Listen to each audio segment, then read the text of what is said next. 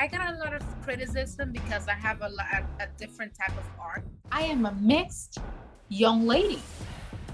You see? That's abstract art also right there, right? I learned that, art is the way you see it. You're not a tree that is supposed to be planted in a certain place. You can actually move, and that's the privilege that we have. Physically, because I wanted to be working out the whole time. I need to be in shape because the camera gave me 10 pounds extra. The camera gives me 10 pounds extra. So at 11 years old, I found out that my mom is a poet, a secret poet, because she didn't want anybody to know about this book. The film you just shared with us is it autobiographical?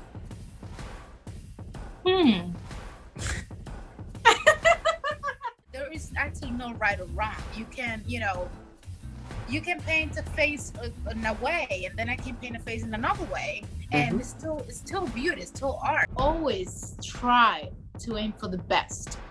Oh yes, I can.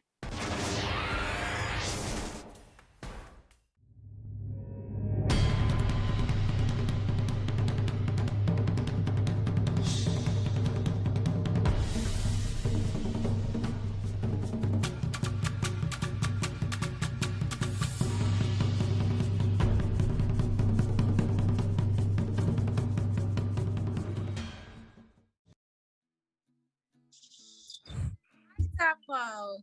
Hi, Joanna. How you doing? I'm doing great. Thank you so much. How are you? Chilling. Chilling. How's everything? Not bad. And how about yourself? Awesome. Everything's good. Everything's good. Just, came in. I'm sorry, I'm a little bit late. Cool. I mean, But, it's really a pleasure having you here. It's my honor.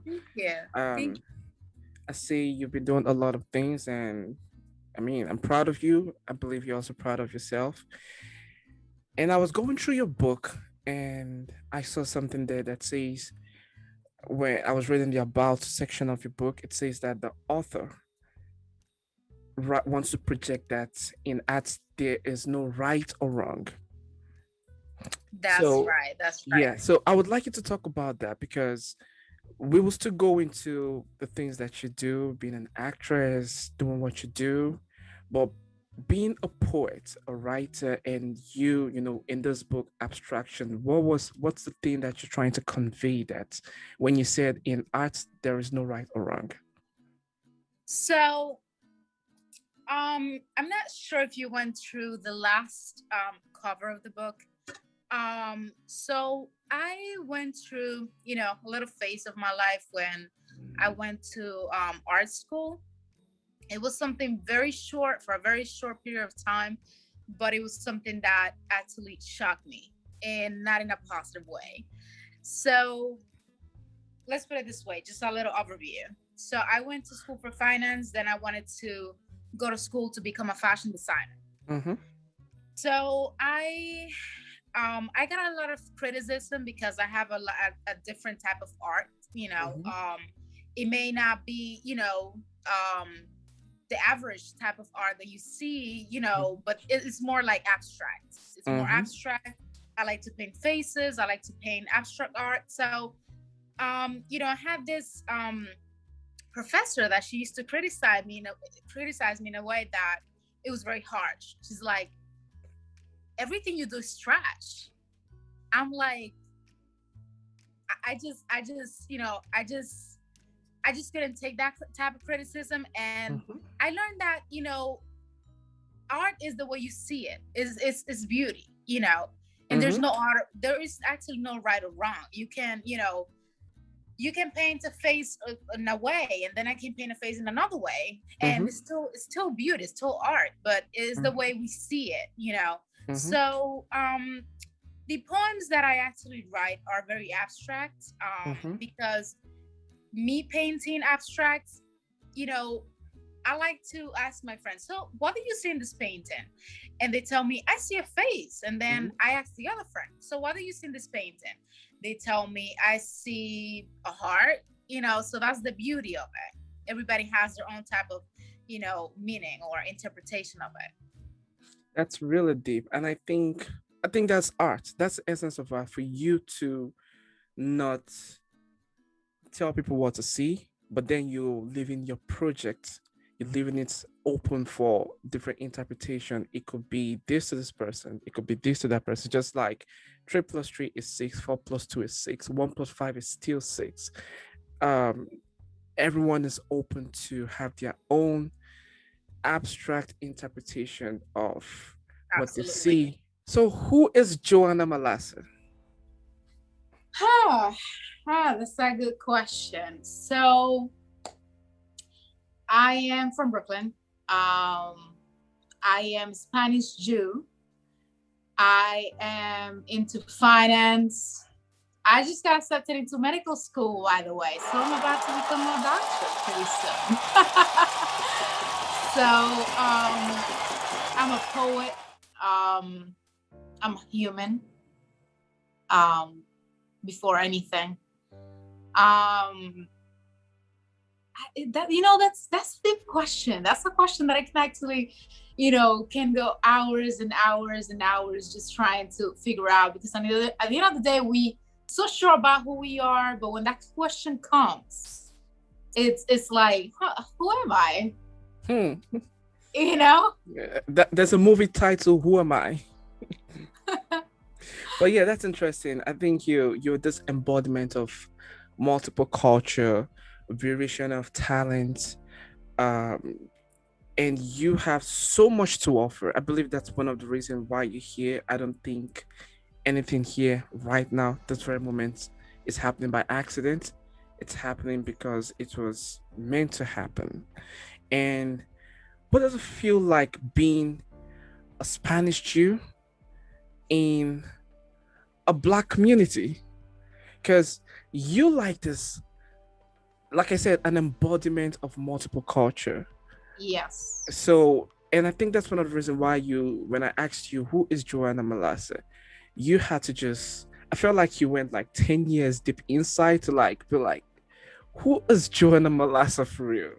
And what does it feel to be this multicultural person in Brooklyn?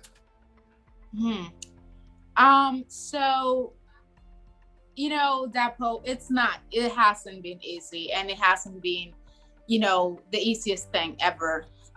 So me, being Spanish, mixed. I am mixed. I am also African descent, South African descent. Um, and it's just hard because I'm trying to put myself in a category when, I can actually, comply with all these cultures together inside me. Sometimes I just wish I was just one thing. I'm white or I'm Black, and it will be the easiest thing ever. But it unfortunately is not. And, I wouldn't say unfortunately, I'm actually happy about it because I can fit into different categories, but it's not easy. Mm-hmm. I'm not well accepted in the Spanish. I'm not well accepted in the white sometimes, and I haven't been well accepted in the Black community. Mm-hmm. Sometimes, and I figured this much. I just need to be myself because you cannot make everybody happy. True. I wrap my hair. I have wrapped my hair for the longest now. I have African wraps that I really love. And I get looks like, why is she doing that? And we need to understand that this is America, and it's a controversial topic that we're talking about right now, because mixed children and this mixed generation, they're not so well welcomed sometimes in like certain types of whether they are black and Spanish, or Black and white, or Asian and Black. They're not well accepted or well welcomed by both parties for the most part. Mm-hmm. You understand? So that has been my case for many, many, many years, and it has broken me. It has, made me who I am today. Sometimes, has strengthened me for the best. But it hasn't been easy. Like I said, it has not. The truth is, I believe that's why, just like you said, that's what's made you to be who you are today. Most of the people that are highly impactful that I've seen, that I've read about in multiple books, be it the ancient Greek book, be it the Bible, they were always, take Moses for example in the Bible. Moses was Yes. raised in the in Egypt, right? But then Yes. he was an Israelite. And then when he Yes. grew up to become age 40, there was this conflict, like, these are my people. But then he lives in the palace. So he's accustomed to being raised in the palace. But then when he goes outside, he sees his people being, suffering.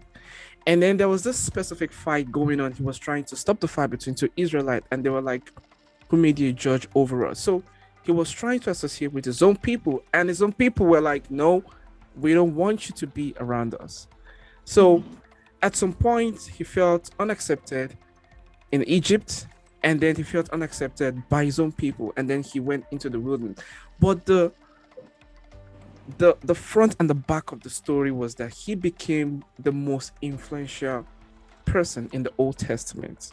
That's correct. And I believe who better communicates with people than the person that has seen the extreme of the side and has seen the extreme of the other side. So if, for example, if someone wants to speak to, let's say, the Spanish and the Jewish community, I don't know as much as you do about the Jewish community. And I probably don't even know as much as you do about the Spanish community. So you will be in the better position to relate with both people because now you know both people. So I think there's something about, you having this, even though you said you are still going, you still struggle with the identification. I think you're in a much more better position than most people, which maybe you don't know about it, but I think that's the case right now. Thank you. I mean, it makes me happy to hear that, actually. But, can I relate to the Jewish community? Me being Jewish and, from both sides, actually, mother's side and father's side. And, being a so-called Jew, because that's what it is, and stepping into a synagogue where I'm literally called a spy. And I mean, that was a situation that it was heartbreaking. By the Jewish people in the synagogue? Yes. Wow. It was actually in Brooklyn, white. Do they really understand the definition of a spy? Like, did they break it? I mean, that's just me. I'll be like, okay, let's break it down. Who is a spy, and how does this person fit into that definition? I mean, I'm still trying to understand, because so technically what the question was, are you Arabic? I said, no, I'm actually Spanish. I'm mixed, but I'm Jewish. So, she tells me, so what are you doing here? I said, what do you mean? I mean, my family grew up in the synagogue. And she's like, who's your mother? Who's your father? I said, you know what? I don't need to get into that. She said, are you a spy then? Why can we not know about your family? I said, I'm a Spanish Jew. I'm Sephardi. She said, how? I say, how? So you don't know that there are Black Jews? There are Blacks, there are Spanish, there are Chinese, there are Asian Jews. There are white Jews like yourself. There's not a stereotype of what a Jewish person means, or what a Jew is supposed to look like. We come in all shapes and in all colors, just like Muslims, just like Christians, just like Catholics. Mm-hmm. Being Jewish does not mean that I have to have blue eyes and blonde hair. Mm-hmm. I told her just like that. And she just walked away. The last time that I actually went to synagogue, it was because I watched myself, a black man, a black Jew, being kicked out of a synagogue. So that was it for me. And, you know, I mean, what can I say? I am, you know, I can connect more with, you know, people that I can relate more with, you know, that, oh, well, that is Christian, well, that is Muslim. I don't mind. I have friends of all kinds because I understand the diversity. And I know that I'm very diverse myself. Let me play a little bit of a devil advocate on behalf of this lady. And at the end of it, I'm just going to want you to elaborate on what the Jewish community is like. Because, say, for example, in the African community, we usually tend to know each other. And maybe that is why she was asking, are you from this family? Are you from this group? Are you from I believe the Asian community is like that as well. The Spanish community is almost like that. I don't know the specific details. So is the Jewish community also like that, whereby there is this collectivism? Because I've been so accustomed to collectivism, and until I came to America and I realized, yeah, everyone is individualistic here in America. Everyone is like, it's everyone for themselves. You could be dying on the streets in New York, and people were just walking by, like everyone's just trying to get by, you know, their own day, until maybe they see that this is serious. If it's not something so serious, you see someone just sleeping on the floor, maybe like a drunkard or a homeless dude just sleeping by the train station. People just walk by, like, oh, they'd be like, those other people, don't even look at them, like, just mind your own business. That's the American lifestyle. So what's the Jewish lifestyle? What's the Jewish community like? Is it something like that, like being a collective? And maybe that's why she's asking those questions. Yeah, so I guess that's when it comes, you know, that it plays a huge part in it. So you see how, for example, everybody who is Jewish usually sticks to a certain community or a certain neighborhood or a certain street. So even if you're from 3 blocks away, they know you because they know your family, because you grew up in that neighborhood, because you grew up in that street or that block, you know. Me, myself, I have traveled a lot. You know, my family has traveled a lot.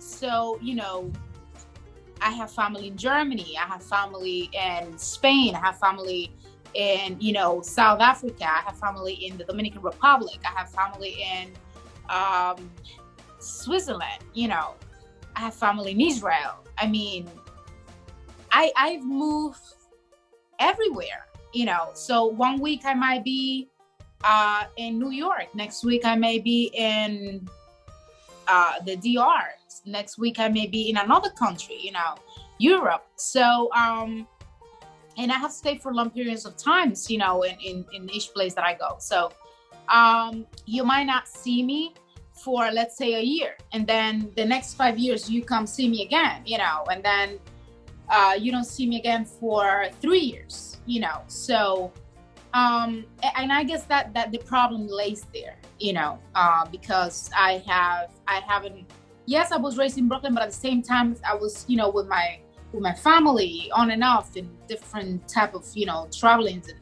whereabouts, you know. So that's the problem. Yes, everybody sticks to a certain synagogue and community, and, you know, everybody goes to the same rabbi. I mean, honestly, I'm categorized as the rebel because I don't go to a rabbi. I don't go to a rabbi for anything. I do my own thing. I this is Joanna Malassa, and this is where I am. I mean, this is who I am, and I mean, it was okay with my parents growing up, so why not? We're gonna put Joanna Rebel Malassa. Believe it or not, that's what I'm called by most people. Yes. I think it's that time that our community starts opening up and start embracing someone that's different from us. Because for me, for example, if you're not reaching out to someone that's different from you, you're not winning, by the way. That's just my own thoughts. It's just like in Christianity, for example, when you become a Christian and you become a born again, one of the first teaching is the cost of discipleship. And if you look in the Bible, Jesus, when he says go into the world, he didn't say go and meet the people that are already believer. He said he came because of the sinners. So if you are preaching the gospel to those who already know the gospel, you're not doing the work. So I think when people see someone that's different than them, or someone that's different from who this community is familiar with, I think they should rejoice and be like, wow, these are the people we're supposed to reach out to, but they are even coming to us. It's just like when you are going for discipleship, one of the things that in churches, one of the things that they do is you invite people in before you convert them, before you baptize them. Bring them in first, baptize them later. And a lot of people these days just want to baptize you and make you believe strongly in what they believe in without even inviting you. So there's so many things that I just see. So I feel like even though we are used to a certain group of people, and it's just human nature, it's the animal nature to want to stick with your own clan. If you watch documentaries, you see the lions, the pride of lions, they stay together. You see the buffaloes, they stay together. You see the antelopes, they stay together. The zebras, they all stay together. It's like the human animal nature. But we humans are different because we can break routines. But after a while, we all fall back into this routine because of so many things happening. When you look into the news, you don't know who to trust, this and that. So everyone tends to be like, you know what, let's just stay with our people because we know our people. But at the same time, everything we do is still a risk. You still need to rejoice at the sight of someone that you perceive as being different from you. And I think that's the only thing that I feel like is kind of not right about what they're doing when they see someone that's like, oh, classifying someone as a rebel, which I also think is an advantage for you, is advantageous for you because you have seen the world. You said you've traveled around the world. You are more exposed. You're more familiar with multiple cultures, which I believe it's even more of the reason why they should even bring you in, because you can speak to a community they can't even speak to. If the community is a Jewish community, for example, and then we have someone Spanish coming in, how do you communicate with the person? You don't even know this person. So we tend to just want to stick with what we know, our judgment or our perception about people, without even trying to get to know who this person is. But like I said, I think you are in a far better position than most people because you are versatile. You know multiple culture, and you're more exposed. You're pretty much more exposed. So my question now is, have you ever gotten into like a heated conversation, like a heated debate? For example, you said when you tie your hair a certain way, the black women look at you like, she's not black. Why is she doing that? Oh, and it's bad. It's bad. Did you ever get into a heated conversation? Like, I'm fighting for you guys. What part of this don't you understand? But you know what it is? So, because I'm super light skinned and I look super Spanish, I look nothing like my father. Okay.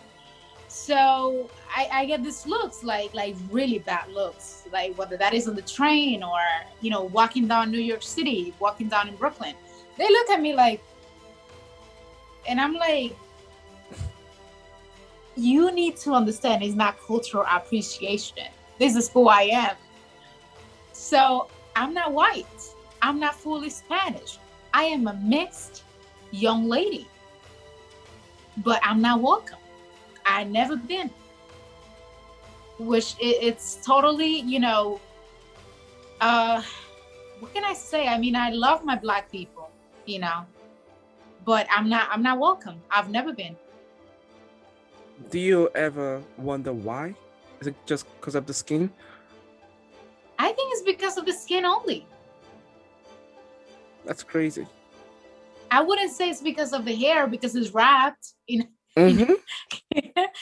you know, That's it's wrapped. crazy. So what else can you see? It's the hair. I mean, it's the skin color. It's the Yeah. skin tone, and it's just crazy to me. So does that It's just ever crazy. stop you from, for example, advocating for a specific culture that you feel like, you know what, you guys are not even embracing me? Why go out there and fight for you? Because I might go out there and even fight for you guys and only for you to come back here and bash me. Does it put you in the space of, you know what, you keep doing you, I'll keep doing me? So, that's a tough question there. So, even of me not being welcome, and it's mostly, I will put it like this: I am not welcome mostly by African Americans, by American Black descendants. I am most welcome and very welcome by Africans. Most of my friends, 80% of my friends, are Africans, from Senegal, from Ethiopia, from Somalia, from Mali. A very good friend of mine, one of my best friends, she's Mali, and I'm very welcome, and they know that diversity is real, and there is actually really light-skinned people in Africa, and they know this. Yeah. So, yeah, for the most part, I've been most welcome by Africans from Africa. So Interesting. that sounded weird. Africans from Africa. Duh. You said something. So You said something very powerful. You know, yes. you said something very powerful, and I think that's a big contributing factor, that diversity is real, especially once you cross over the sea, thousands of miles away from your country, and you come into a place, you become less critical of people, you become less judgmental of people, because you know that I'm from a different space too, and some people accepted me. So I think it's just mandatory for me to just pay forward. I think if all you've ever known, because for example, I was walking out and I was having this conversation with someone, and I asked him, where are you from? I'm from New York. Where were you born and raised? I was born and raised in the Bronx. Where do you live? I live in the Bronx. Have you ever traveled to a different country? No, I spent 30 years of my life in the Bronx. What kind of, I believe it. what kind of notion about the world you expect from someone like that? Their opinion of the world would be so restricted. It would be through a narrow lens, and you can't be too critical of someone like that too. So for me, I'll be like, take a moment and travel, take a vacation. Like, I'm being honest with you. I met this man. He's like in his late 50s. He said he's been in the Bronx for 35 years. Have you ever taken a vacation? No. Have you ever traveled anywhere else? He said no. He's actually Puerto Rican. And the last time he said he was in Puerto Rico was maybe over 35 years ago. He has a family here in New York, born and raised them in New York. Everyone is here in New York. And I was just like, that was how I ended the conversation. I was just like, just take a vacation to just explore the world. Because the truth is, I remember one of my mentors, he was writing a book, and he titled the book Shades of Grey. He said he was trying to write a book to unite the black and white. And it was like, there isn't much difference between black and white. So he said there's always a shade of gray. And he said he was going to write the book. So he said he was almost done with the book, like 90% done with the book. and he's busy in America, and then he decided to travel to Africa. When he went to Africa, he saw that there are racial differences even in Africa. It's not just the conflict in America that he's familiar with, that it's a conflict between white and black. He went out there and saw that there were conflicts between black and black. He said he studied about Asia. There were conflict between South Korea and North Korea. In the Spanish, there's conflict between Puerto Rican and Mexican. And then he was like, this conflict thing is not a skin thing. It's just a human thing. Conflict arises, and it made him, he said he had to put the book on the side, and it made him just start reflecting about his opinions and his views and his outlook on the world in general. Because the point of this is the more outgoing you are, the more you go out there and reach out to more people, the more you pay attention to people's stories, the more you decide to care about where people are coming from, the less critical you'll be of people. The more you will look into yourself, and the less judgmental you'll be of people, because everyone is coming from somewhere. Everyone, to me, I think the more different you are, the better for someone like me, because you have more to bring to the table, because you have something I don't have, and I got to respect that. I have to respect that, because I can't, that means I'm African, and you are like Spanish, Jewish. There are so many things you will bring to the table that I can't bring to the table. And as African, there are so many things that I can bring to the table that you can bring to the table. So the point is not to compete. The point is not to be who's better, but the point is, what is it that you have that you bring in, and what is that I have that I'm bringing, and let's bring this together and build. I think that's what people should focus on, rather than, oh no, this guy doesn't like me, that community doesn't like me, this and that, blah blah blah, and just keep turning on this heat of conflict between people, this cultural differences. I feel like there's so many things that people need to just focus on, as far as human connection is concerned, as far as human culture is concerned. So what made you go into acting? So I never knew I wanted to act, by the way. I never knew. It was so bizarre how it started. So I had a friend. I have many friends. One of my good friends, actually, I think you know him, Masataka Ishisaki. That's one of my very good friends. He's from Japan. He was like, "You look like an actress. You should act." I'm like, okay, So next thing you know, I signed up for, what is this called? For like a review type of feedback for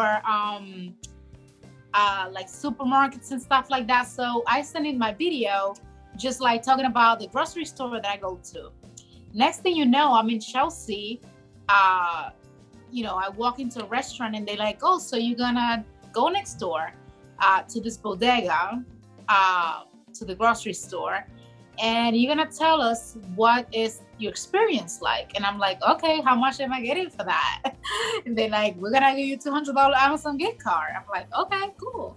So next thing you know, I'm being filmed and I have no idea. They give me $10 and I'm like, okay, I'm gonna buy whatever I want with this $10, So I grab a bagel with cream cheese. I grab a naked juice. Next thing you know, when I get to the cashier, they like, "Oh, $20.65." I'm like, "Oh, hell no." They're like, "Yeah, $20.65." I'm like, "No, this is like $4 and this is like $3. What are you talking about? I got $10. And they're like, "No, but look, we're charging you for this extra fees and this extra fees." Next thing you know, I just, I got really pissed and I walked out of the store. So, so I was being filmed this whole time. I went off on the cash register. I'm like, "What are the extra fees for?" And all these things. So that was a Verizon commercial. And that was like one of my good deals that I got. Then before that I was doing background. I haven't been doing acting lately. I feel like it's time for me to sit back, and think about what do I want to do now that I got accepted into medical school. Do I want to keep acting in my free time? Do I want to be a doctor? And I currently have a degree, which I hate, but it's what I went to school for. I have one too that I hate, but mine is finance, crushing numbers the whole day, so I hate it.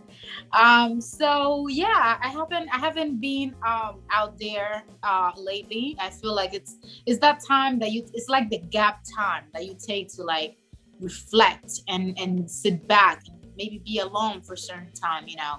I feel like that's my time right now to like, any personal healing, any mental healing, any emotional healing. And now we're not talking about relationships and stuff. It may be from this whole mixed background that I have. Yeah, I mean, it has to do this, like I said at the first. So wait, your prior acting experience it was like a reality show for you? They were just like, go into the shop, take $10. You didn't know you were being filmed. It was all just natural, and you just went off, and they were like, wow, that's amazing. Yeah. That's good. Oh yeah. That's really good. That sounds like some Alfred Hitchcock style. That's really good though. So I mean, it was because they were overcharging me, and I didn't know what I was paying for. So I got really, really mad, and I told them I'm not paying for this, and F this and F that, and they got all that on tape. So, and next thing you know, I'm signing a contract for a Verizon commercial. It was actually a TV commercial. Wow. So yeah, it was for Verizon. That was 2019, about November 2019. So it was fun, it was a whole new experience. And then I was filming after that before coronavirus, Ray James for Apple TV, but I don't think they haven't been back on set yet. So you said you are currently doing medical studies, and I just got accepted. Yeah, you just got accepted. So I understand you said you don't know if you want to go full into acting, but do you have people in the film industry that really inspire you, that make you, actors and actresses that you like, what, I like this style of acting, or I want to act with these people in the later years? Interesting. So Marilyn Monroe, believe it or not, she's like my muse. Alicia Keys, I identify with her a lot. I mean, anytime that I want to go even a little bit down, I'm like, Alicia Keys, she's mixed too, and she's probably been through stuff. So keep going, Okay, girl on fire. Exactly. So, that honestly, like I watched a lot of her videos and testimonials on YouTube, and it inspires me a lot. It has inspired me for a long time now. And yeah, so Marilyn Monroe, Alicia Keys, love that woman. What else? Yeah, those are like my main two ones. You have any favorite movie? What was that? Do you have any favorite movies? Favorite movies? Nobody's Fool. Nobody's Fool. I haven't seen that. Yeah, that is on Amazon Prime. Okay. Currently running on Amazon Prime? Yes. Okay. Creed. I like Creed as well. The first one or the second one?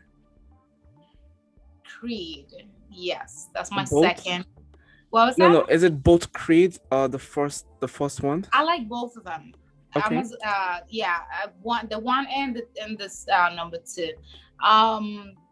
Which one? Which one? Another one. I actually, um, I have many, but like right now, Okay. I can just think Now it's just flying all over the place. so Okay. yeah, but Nobody's Fool. That's my first. Yeah, I love it. Do you like any movie that has like a social? So, for example, if you look at the black movies that usually win the Oscars, they say, oh, it's usually the black movie that has to do with slavery, that has to do with struggling, that has to do with, you know, revolution, political activism. Those are the kind of black movies that really win Oscar awards. Do you, what do you think about things like that? Are you drawn towards films like that? Like recently, the this black movie, Judas and the Black Messiah, just won the Oscar award, and there's so many, 12 Year a Slave, so many black movies. What do you think about, situations like that, whereby it's only movies, black movies like that, that really does win Oscar award? Do you ever? What do you think about things like that? And do you ever want to act in a film like that that requires you to like become someone else, that I don't know if maybe you will have to like practice some form of method acting whereby you have to like go all the way deep into the character? But what do you think about films like that winning the Oscars, and you maybe do you see yourself playing in any of those roles? Good question. So what do I think about it personally? So I think I will look at it on both sides, right? Mm-hmm. The good and the bad. Let's go with the good first. Okay. So I think it's great that we can actually go back in time as a black community and as a mixed community, whether you are part of the black community or you are black. I think it's great that we can go back in time to really see what we went through back in the days, and how far we have come. I think it's amazing how far we have made it. Where even we still have struggles, racial struggles around us, but you can actually start to see that we are actually gaining more respect in the community. And we can see this, we can see this. So I think it's great we can actually go back in time to remember where we came from, and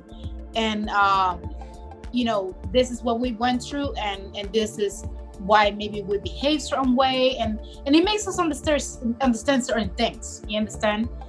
Now the bad side of it, that was many years ago, so we keep going back to it all the time.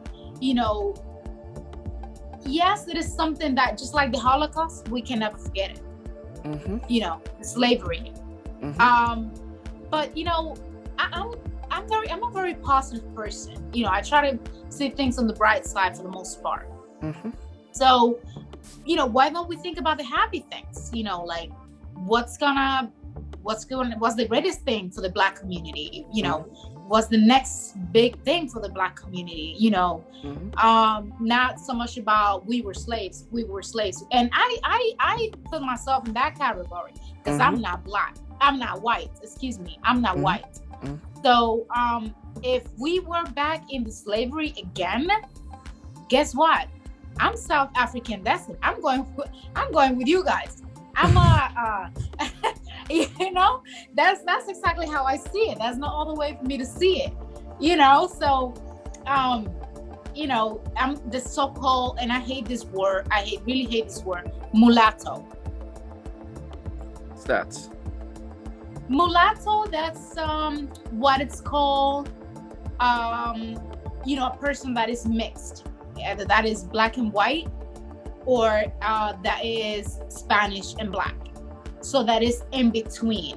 Okay. You understand? So I actually seen a German documentary the other day. It was like a short video that people of color, mixed people, whether that is, Arabic looking with, the olive skin, that they were not fully black, but they were not fully, the other half.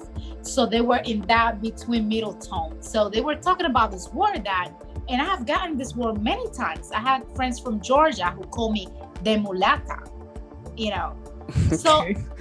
yeah, so and what this word actually means, and actually, I saw this in the documentary, the German documentary. It's bastard. Oh, It's come wow. from the mule. Yeah, it comes.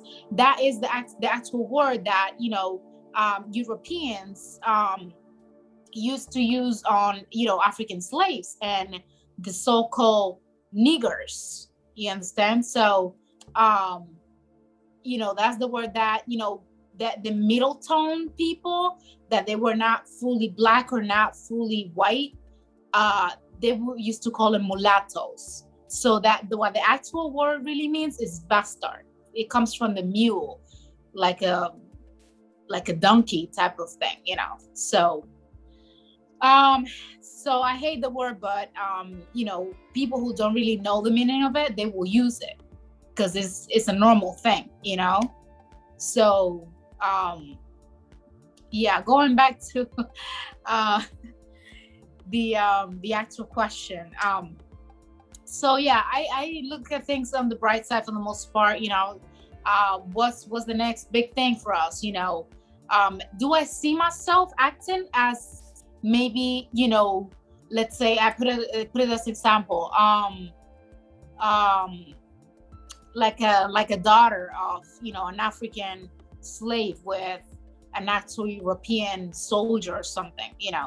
I definitely see myself doing that, definitely, and I'll be proud to do so because I do identify myself with the Black community a lot, even more than I do with the Spanish or anything else. When it comes to being an actress, being a professional actress, and this is a conversation that I've had with multiple people, whereby people tell me, "Oh, for example, this is a Puerto Rican film, okay, and Hollywood would not cast a Puerto Rican in this role. They would rather go cast a white person in this role. So they are whitewashing a Puerto Rican film. Or maybe when Hollywood sees a black film, oh, this is a black person film. They wouldn't bring in a black person. They're whitewashing black person film. Okay. And before I even share my argument with you, I'd like to know what you think about Hollywood and bringing in actors and actresses to act in a role, even though they are not from the specific tribe, but they're bringing them in to act in this role, and these people they're doing their professional job. What do you think about that? Do you think if a movie is going to be, for example, a Spanish film, do they need to cast a Spanish person to fit in that role, or should they need to cast a professional actor or actress? And if they fit in that role, they put them in that role. What do you think about this? Huh. That's a tricky question. Good Tricky, question today, tricky. huh? Yeah, but So, tricky. I got a few stuff under my sleeve. I can go all you day. got. So, I mean, you know what? I mean, huh? So I think it depends, right? What is the movie about? You know, uh, because let's say that um, let's say it's about a really Spanish family, and um, I don't know, um, I don't know even know how to put this.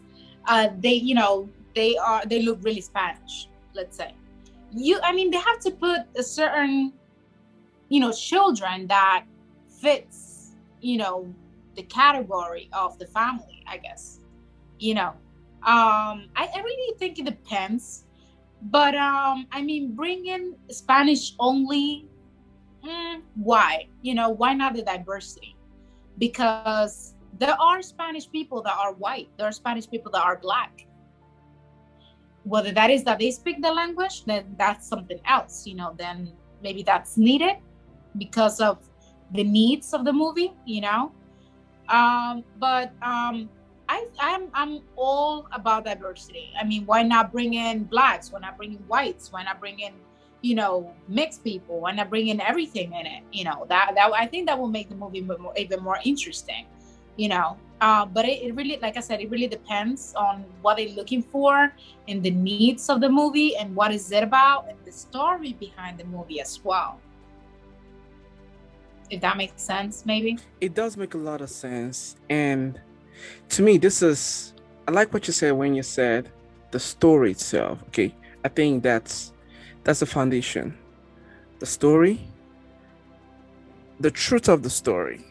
And there's another question for the truth of the story, but the truth of the story, the acting, and then the vision of the director, for example. So if a director wants to cast a specific talent for a role, I think the director usually will perform the audition and audition multiple people, and whomever portrays or embodies the character is whom they give the role to. I think the wrong thing would be if the director is like, oh, it's because it's this, because I know you, this, then you take the role. I don't even think any director would want to do that, because that's how you ruin a film. You have to give the role to the rightful person. So if the role, for example, is about, let's say, a black person or a black movie, and you cast someone from the black community and they don't embody the character as much as you do, and then someone else from, like, let's say, like an outside community embodies the character better than someone from the community, I think this is where you focus on the story, who's best and what's best for the story, and you give the role to the person, even though there might be future backlash that you are whitewashing the story. And you know what?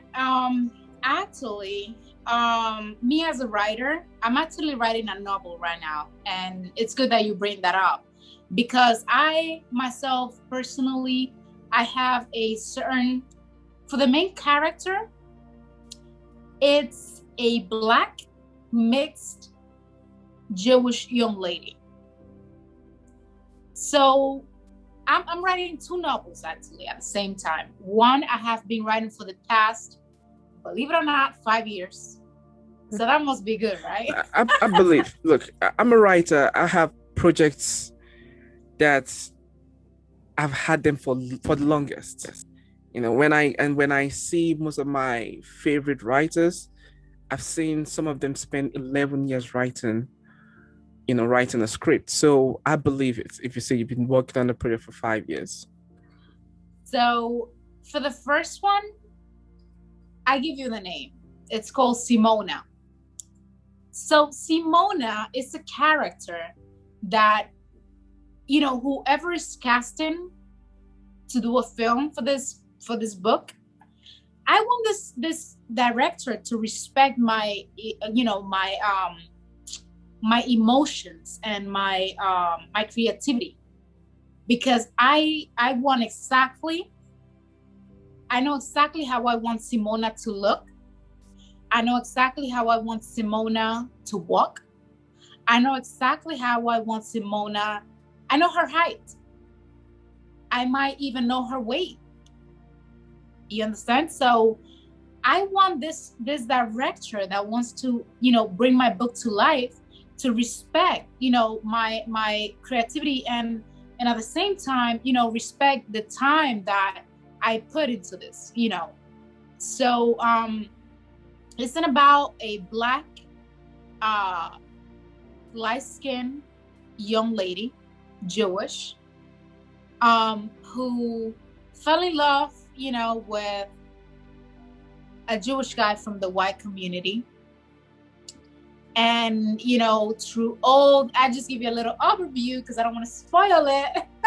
I mean, yeah, let's not spoil it for the audience, but, you know, in the film industry, we'll be like, just spoil it. Especially if you're talking to like a producer and you want them to finance your film, and you're like, spoil it. This is how I'm trying to put money in this. Why, you already want to cast it? You already want to cast it? Let me know. Yeah, but let's not spoil it for the audience. But for me, Go ahead and spoil it. One thing about Okay, me is so you could tell me the same story 50 times, and I have this artistic way of just perceiving and listening and hearing the same story afresh every single time. So you could tell me something now. The next time I hear you talk about the film again, it's totally brand new to me because I want to see it from a fresh perspective again. perspective, I get that. So it is, like I said, a black, light-skinned Jewish woman who fell in love with, this white guy from the white Jewish community. So through all this, emotions and adventures that they actually went through together and spent about 2 years together, he never fully knew that she was Jewish. So his family ended up in telling him, if you marry this girl, you're not part of a family anymore. You're not marrying a black, woman, non-Jew. That's a big thing in the Jewish community, especially Orthodox or Lubavitch or really religious families. So he never fully knew that she was Jewish because here she is, trying to understand who she is as well, because she grew up without a mother or a father, you know. So here she is, who am I? He's telling me I'm not. Who am I now? Who am I now? Who am I now? So he ended up, dumping her and just going with a girlfriend that the family got him. So he got engaged and married to this lady within like 3 months. And after 2 years that she fully succeeds and become who she's supposed to, be, he finds out that she's actually Zimbabwean. And he actually traveled to Zimbabwe while he was with her looking for a wife, because he wanted to marry a black Jew. That was his dream. So while he was with her, he traveled multiple times to Zimbabwe looking for a wife, looking for a wife, looking for a wife. And here she is, after several years, excuse me, she finds out that her actual father, her real father, is Zimbabwean, fully Jewish, and he actually finds out. So here he is, trying to divorce his wife and trying to get his sweetheart back, but it's too late now. Yeah, it's too late. No going back, brother. So the interesting, the story keeps getting more interesting and more interesting because he actually chases her, and he offers her the moon and the skies, but now it's too late. Now she's a successful woman. She has become who she's supposed to be, and the whole background of the story is you actually had right in front of you what you were looking for all these years, and you didn't. Sometimes it's just like the saying, sometimes we are so busy looking at at the stars that we miss the sun. So we actually have, sometimes God sends us who we are supposed to have, and it put us right here, right in front of the face. But we are like, no, let me keep looking. I don't know what this is about. I want to keep looking. Boom, and then we miss it. That all the time. I mean, this It's world is sad. full of that situation, and I It's think sad, that but you know makes what? Whatever. yeah, that makes this film you just spoke about highly relevant. This is something that this world needs to see. I can't wait to see it. I can't wait to see where the story leads, and I can't wait to just witness all the conflicts that you have compiled up in the story. When it comes to telling the truth of a story, do you, because there, for example, there are certain things that could become highly graphical on screen. Okay. And Oh yeah. when you want to tell the truth of the story, do you think things like that should be on screen, or they should be taken out and be left for people's imagination? But if we are leaving it for people's imagination, it becomes subjective, it becomes interpreted in multiple ways, and it's just not the truth because you're not showing exactly what happened. So, but then when you show the truth, because we live in a highly sensitive culture these days, people will get easily triggered. Do you think the truth of the story, and this is highly subjective, no true, no right or wrong answer to this, but just purely opinion based, do you think when the images are being shown on screen and a storyteller or a director wants to convey the truth of the story, do you think the highly graphical portion of the story do you think they should be left on screen, or do you think they should be taken out? I think everything should be on screen. I think it will be exciting. I think it will be a roller coaster. I think it will. I mean, honestly, at this point, I don't really mind if it triggers anybody. I just want the story out there. I feel like I know where you're coming from, but like I said, people could get really sensitive and really judgmental. And we live in an age whereby, in a click of a button, everyone could just be like, let's cancel this person. The cancel culture, I think it's ridiculous personally, but I've noticed that a lot of people don't want to see the truth of the story, but they want to know the truth. They just don't want to see it on screen. Yes. So there's this variation whereby people easily get triggered, and it's personally, I think what matters is the story, the truth of the story. If you are conveying the truth of the story, I think you're doing your job as a storyteller. And I strongly believe every storyteller has this huge responsibility of telling the truth. You're not supposed to take a side, you're supposed to convey the truth. Now, whether or not it triggers people, it's up to the people. But then we have so many things, we have the ratings, we have the censorship, we have so many things that will stop you from conveying highly graphical image on screen.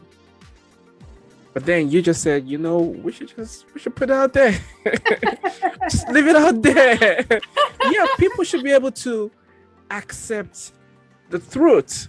People should be able to accept the fact that the truth at some point might be triggering, but then it's the truth. Unless maybe it's being sugar-coated or exaggerated, or there's a lie being told somewhere on the screen. Then, right. But then if it's the truth, then just accept it and just know that this is what happened. And well, fine, you could do whatever you want. You could agitate, whatever, but the truth has been told at some point. But I don't want to go into that because that's a very deep conversation that I always have with people, because I've currently in film school, for example, a lot of people be like, when they see something on screen, they'll be like, oh no, that's too disturbing. I'm like, yes, it's supposed to be. And that's just me. But a lot of people get hypersensitive, and it's just disturbing. The fact that people just want to know the truth, but they don't want to see it on screen, it's just disturbing, and people easily get triggered. But I can't wait to see where you go with your story. I was going to ask you, the film you just shared with us, is it autobiographical?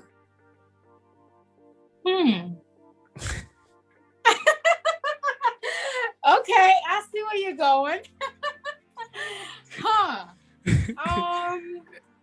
Because every time a screenwriter writes a story, and this is the truth, and whoever is listening to this, just know that this is the truth. Every time a screenwriter is writing a story, there is always an element of their personality in the story. Look at George Lucas when he created Luke Skywalker. The most obvious thing is from his name, Lucas, and the name of the character is what? Luke Skywalker. So right from there might be an element of a story in it. And if you look into multiple screenwriting, I was looking at, Chuck Palahniuk. He wrote Fight Club. I don't know if you've seen Fight Club. And he was talking about how he had this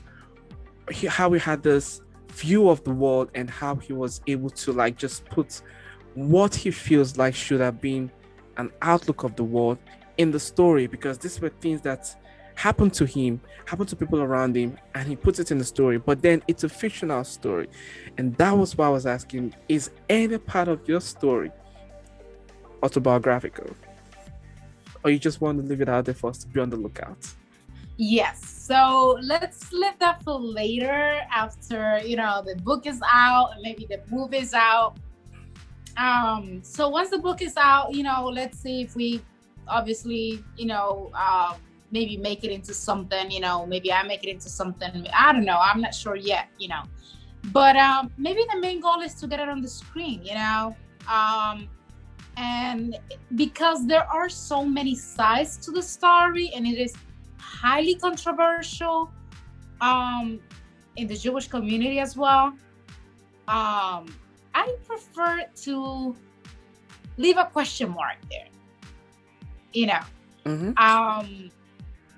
It is highly controversial because there are really harsh parts of the story. So we're talking about a lot of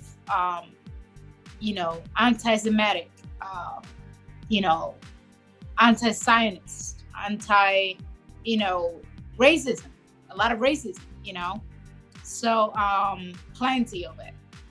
So yeah, I guess I pass. I leave a question mark on that for now.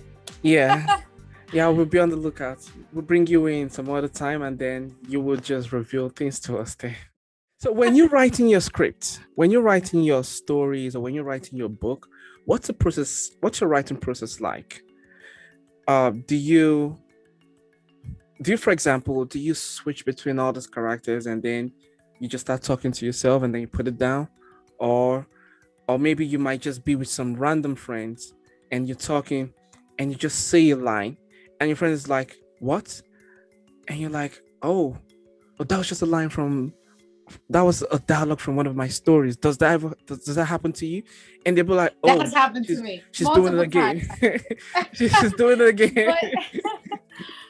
Yeah. Yeah. My friends at this point, are just like, oh yeah, she's an artist. Yeah, she talks to herself sometimes. But what's your writing process like? So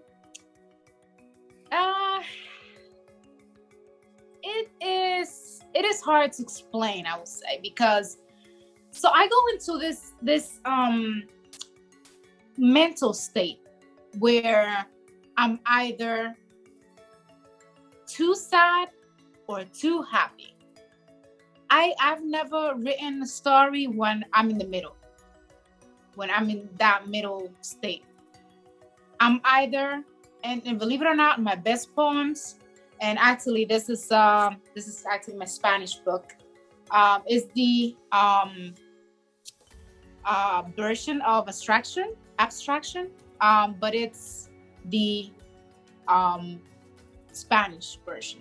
It's actually available on Amazon. But so I never written a story when I am in that middle state. I'm either too sad, or I'm either too happy and too excited. And my best lines and my best quotes and my best thoughts, they actually come when I'm not at my best. When I'm actually in that state of, whether that is depression or, sadness, deep sadness and deep thoughts, they actually come when that mental state is present for the most part. Yeah, this is something that I've also seen in music industry, whereby some of your favorite music artists, their best music are those music that they release when they are either going through a breakup or going through a healing process, or they're fighting something. That's when you feel like, the lyrics in the music or the energy in the music. I think it's something about artists in general, whereby it's almost like the more broken you are, the more creative you become. Oh, yes. So my question is, should people just be broken? I mean, I don't mind. Maybe people should start hiring me to break them so they could release their creativity.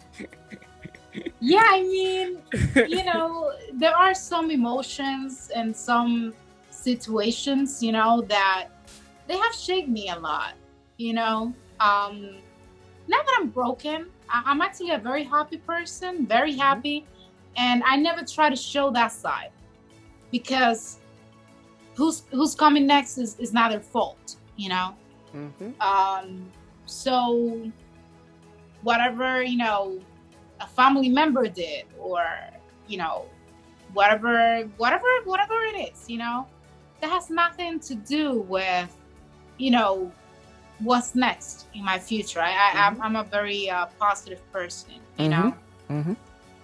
There's one thing that I noticed about you, and I can just tell that you immensely hardworking, for you to come up with books. You're an actress. You're a medical student. Being in the medical field is not just an easy thing, and you get so many things done. And I don't think people just do that by accident.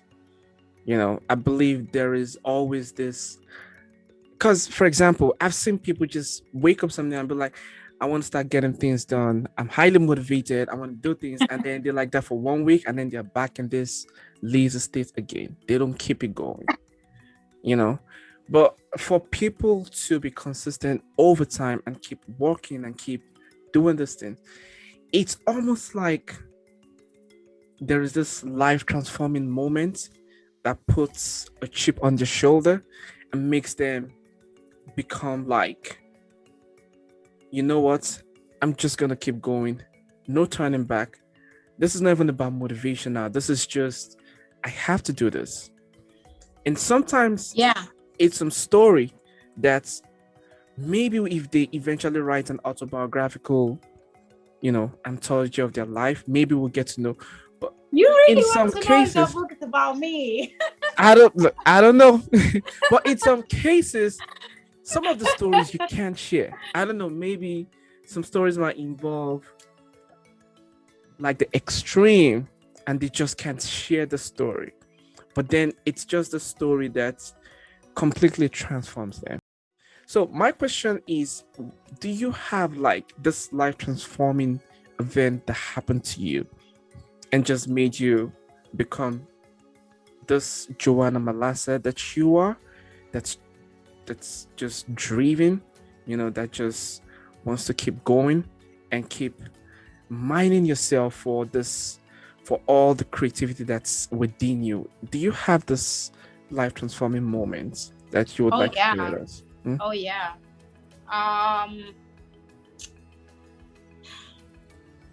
And that has been since I was maybe 5. Okay. I've always been that child in the family looked down to. Okay. Not the favorite. The one that is not capable. Okay. And I've always tried to aim for the best. Oh yes, I can. And I had to live by myself since I was 16 years old. I'm just gonna leave that out there. So yes, I can. And I always put myself a mental note. I am capable, I am strong, and I can do anything and everything I want. I'm highly achievable person. So, from not being the favorite, I came to be the favorite grandchild or the favorite, child or whatever that is, So yes, I can. You know, that was my mental state all this time. So also when, as I mentioned, that I went to, that art school in the Dominican Republic for like a year. And I took a year from the United States just to go there. And it was a terrible experience. Can I say that this is the name of the school? Is that okay? Mm-hmm. So it's called Chabon. It is associated with the new school Parsons here, but it's called Chabon. It is one of the worst programs on earth. I mean, yes, that's the way I want to put it. It is one of the most terrible programs on earth, because the way that, I mean, it's so bad that I even got into an argument with a professor, because she literally wanted to fist fight me. Who does that? In Dominica? Yeah, because of her homework, that I did, and she called me whimsical, and you so whimsical, and you think you can do everything you want, and oh, you come from America and you think you're all this and all that, and I'm like, but this isn't wait, is this about the homework? Is this about me personally? I'm not getting it. So she wanted to fist fight me. I'm like, I'm done with this. So the way that, the respect that the students get and is not there. It's just not there. There's no respect towards the student, physically and emotionally. So yeah, that was my turning point, that I'm like, hell no. I need to do better than this. I may not become a fashion designer anymore not because you guys told me I can't, but because I really figured that I want to be something else, I already went to school for finance. I wanted to give this a try. It's not doing it for me. I think that the fashion industry is not because it's highly competitive, but it's I'm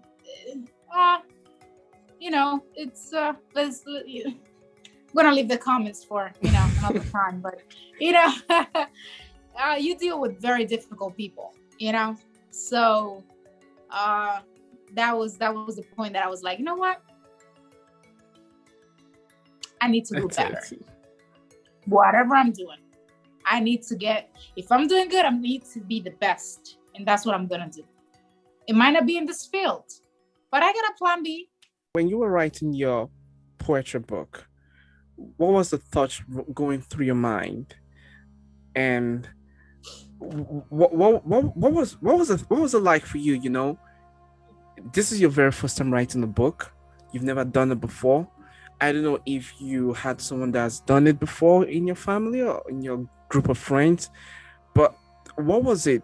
Did you have like a mentor that had written a poetry book before, and you're like, you know what, I'm gonna write a poetry book, I'm gonna publish mine too? Or you were just like, you know what, no one has ever done this, and I'm just going to do it? So when I was 11 years old, I was being noisy, and I was going through my mom's notes. She had a diary, and I was going through it because I found it. So at 11 years old, I found out that my mom is a poet, a secret poet, because she didn't want anybody to know about this book. She actually, I didn't get the best of her when she found out that I read this book, actually.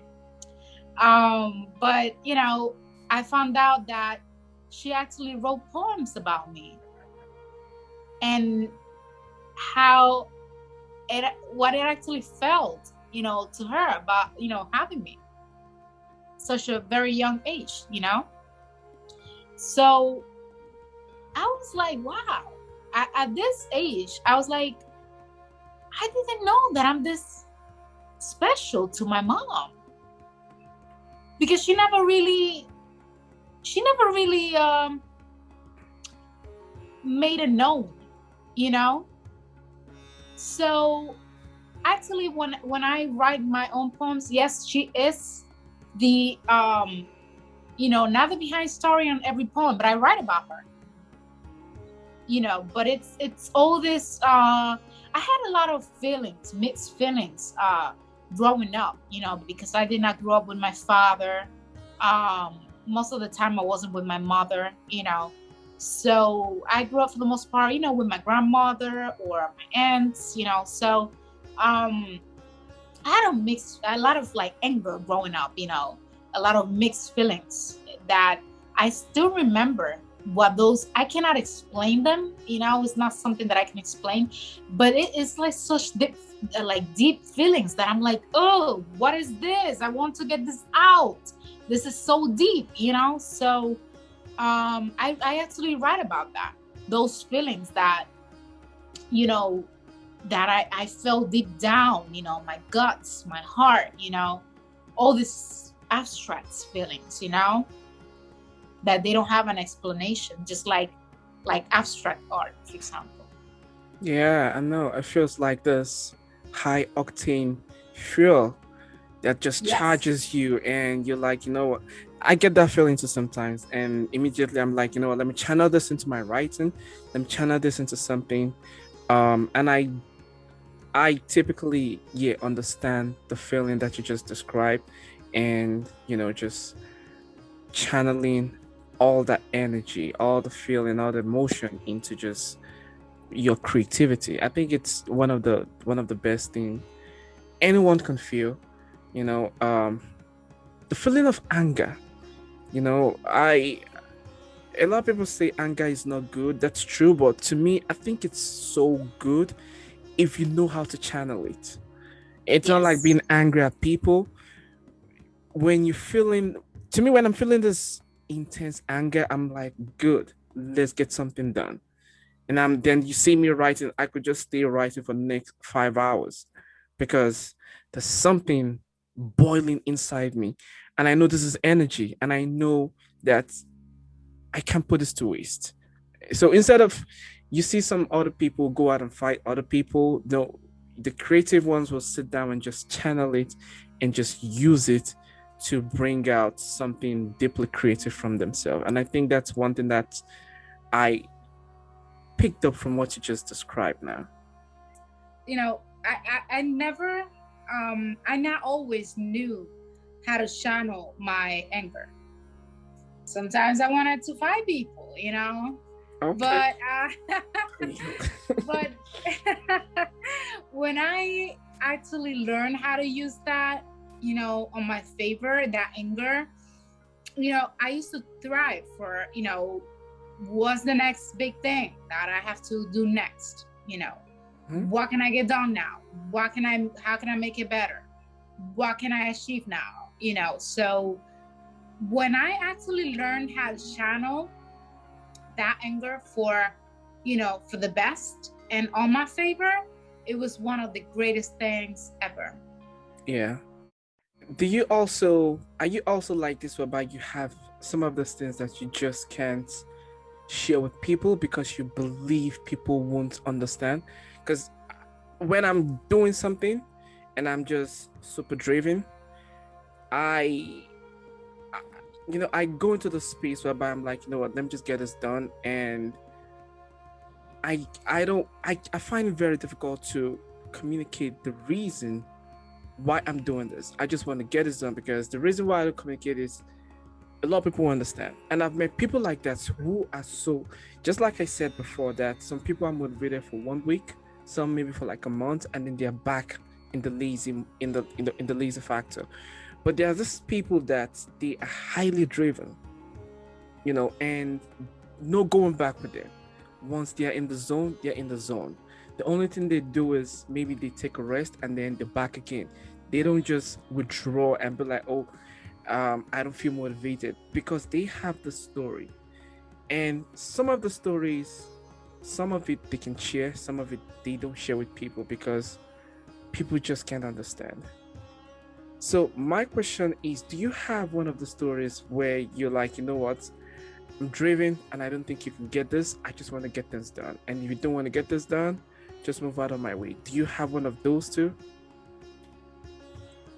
Many. So many that I don't even know where to start. Me being Jewish is the first. People don't understand why I'm Jewish. They don't get it. So it's the chip on the shoulder. Yeah, it's one of those things that you're just like, for example, my neighbors. Why do you have a mezuzah on your door? I'm like, because I like it. I like mezuzah. If I get into details, they won't understand. And it actually, it's funny because they actually see me touching this mezuzah in and out of my house, in and out of my home. Mm-hmm. So why you think I have a mezuzah on my door? It's just one of those things. It's just like, you know what? I'm not going to get into it. I'm just going to, I like it. That's why. All right, next, Mm-hmm. So, yeah, many things. True. And I completely understand that, honestly. When it comes to a cultural, societal level, what kind of impact do you want to have? Or before we go there, what kind of change would you like to see among people, with different culture, just like you are, just from one place, you can identify with multiple culture. What would you like to see with people that can identify with multiple culture? And what would you like to see, with people that can't identify with that? People that they've just been in line with just one culture all of their life, and that's all they know. And it's very difficult for them to just relate with someone else that's kind of exterior to their culture. What would you like to see between those two cultures? So to start, I go by this saying always: the cure to racism is travel. I'm not saying we're talking about racism now, but I'm making a point. Uh-huh. So I would like to see a change where we accept others a little bit more if we don't understand why they're doing something, or why they are not fully Black, or why they look Spanish but they're doing this and they dress a certain way. There is a thing called diversity, and we need to be a little bit more tolerant when it comes to that. So I would like to see, honestly, a little bit more love, towards, whether you are whatever community you are, just represent that, embrace that, but show love to others, to other communities, to if you're Black, let's show love to Asians. If you're white, let's show love to Blacks. If we are either, let's show love to Spanish, because at the end of the day, America, it's full of communities that are very diverse. America is not only one thing, we have everything, and it's a melting pot. It's a perfectly melting pot of everything. I was in the city when we actually New Yorkers, when we say the city, that means Manhattan. Whether that is 42nd Street, 34th Street. So I was in the city the other day, last week, and I heard this young lady on the platform saying, "Y'all Mexicans, go back to Mexico." Funny, I've heard that too. You're white. Your family probably came from Ireland or Germany or Spain. You're not from here either. Just because you're white doesn't mean you're entitled to America. This doesn't mean anything. There are Mexicans that are born here. There are Mexicans that are legally protected in this country as American citizens.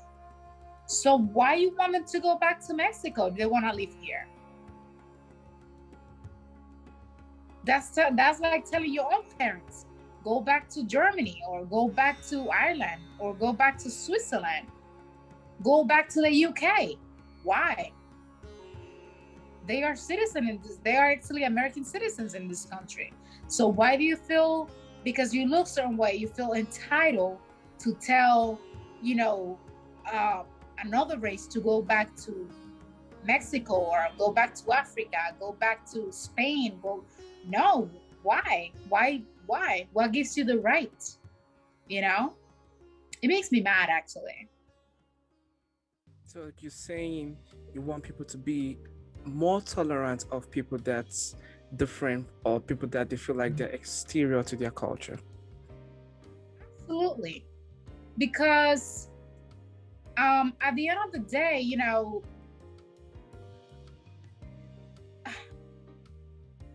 we can go on and on and on about this. And this has been a problem for many years now, as we know, maybe decades, a little bit more tolerance. Yeah, that'd be great, I think, True. And what do you think about those that we are asking them to be a little bit more tolerant, but all they've ever known is their culture? Like this man the example of the man I was given earlier on, that he has spent 40 years in the Bronx. He hasn't been anywhere outside the Bronx. What do you think about, what would you like to say to someone like that? Because it becomes difficult for him to accept an exterior culture. Yes, and I've seen that many, many times, believe me. And the Bronx is a community that is known for Spanish people for the most part. And it is not so mixed as Brooklyn or Manhattan. So it is known to be a Spanish community. So and for the most part, for me being also Spanish, I've seen that Spanish people only go back to their countries and they don't go anywhere else. So they come here, they see Puerto Ricans, or they see Mexicans, or they see Dominicans, and that's all they know. And they go back to their countries, that's all they see. They don't take time to, for example, Barbados. I've been to Barbados, I see the diversity. Bahamas, Trinidad, St. Lucia. St. Lucia is amazing. It's a beautiful place. St.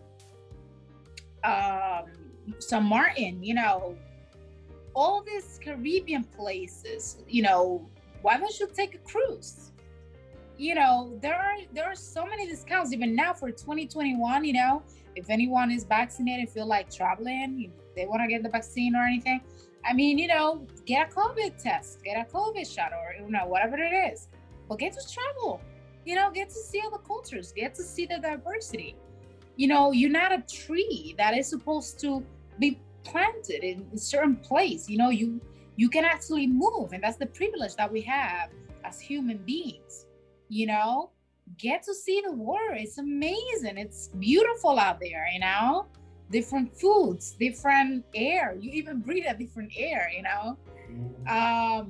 different beaches, different drinks. One of my favorite drinks when I went to Barbados, it was actually the Pink Panther. It was like this mix of, like strawberry with like blue Hawaiian and like strawberry puree. With like milk and all this type of shakes with pina colada. Oh my God. I never knew. And I would have never known if I never visited Barbados, So, I was just saying, there are many discounts now going. They actually send it right into your email. Royal Caribbean International, the X cruises, the X cruise lines, $300 for like 3 days, $300 for like 5 days now. And you get to see maybe 3 places, maybe 4, so why not get to give it a try. Just give it a try, Expose yourself. Exactly. Yeah. you become what you're exposed to. Exactly. If you're only exposed to just this limited ideology, that is who you become. But if you decide to expose yourself to multiple ideologies, multiple cultures, multiple learnings, you know, um, even it could go as far as multiple cultural foods and drinks, just like you mentioned, it helps with your notion about the world. It helps with Yes. your notion about people. It helps with how you see people, how you talk about cultures, how you identify the variances that exist between different people. And what it does to you, it makes you just respect people wherever they're coming from and always meet people halfway instead of you just having this concrete, this concrete perception of who people are. You realize that you can't do that. You can't just have a definite perception of, oh, this is who this person is. That's not it. People change, culture change, people vary. We're all different people. You need to be able to embrace those differences if we really want to go, the long distance. Believe it or not, once you step into certain land or certain, island or country, that moment you step into that certain, piece of this globe, of this earth, you get to love the people. You get to love their culture because you see that it's something different. You see that it's not something as the same as what you see every day.